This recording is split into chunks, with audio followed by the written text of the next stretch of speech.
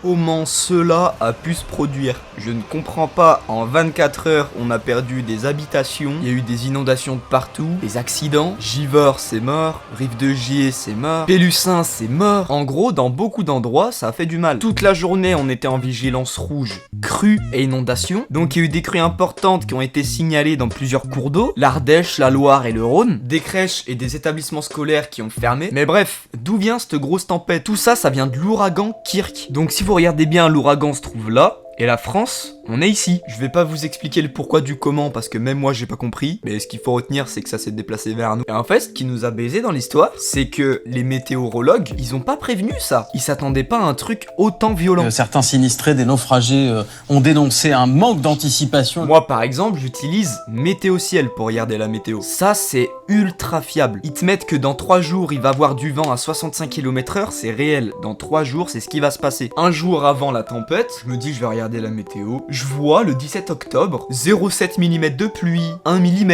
Je me dis, parfait, c'est bon, enfin, c'est un temps normal, il va y avoir un tout petit peu de pluie et c'est bon. Et là, je reçois un truc sur l'application Iliwap. En gros, c'est la mairie qui envoie un message à tous les habitants. Vigilance orange, inondation. Bah, comment ça? Quelques heures plus tard, vigilance rouge, crue. Donc bien sûr, quand les messages ont été envoyés, la tempête commençait déjà. Clairement, je voyais qu'il pleuvait énormément. Mais au début, je me suis pas dit, bon, c'est bon, ça va pas détruire des baraques, quoi. Enfin, ça va être une grosse pluie, et puis voilà, rien de plus. Mais quand je vois les vigilances, là, je commence un peu à me poser des questions, tu vois. Et en fait, c'est pour ça qu'il y a autant de dégâts, parce que personne n'a été prévenu à l'avance. Personne s'y attendait, en fait. Je crois que ce qui m'a le plus fumé dans l'histoire, c'est les mecs qui font du jet ski. Alors, eux, je les respecte. En tout cas, j'espère que pour vous, ça s'est bien passé. J'espère que rien n'est cassé chez vous, que tout va bien. Enfin bref, bonne journée, au revoir, à bientôt.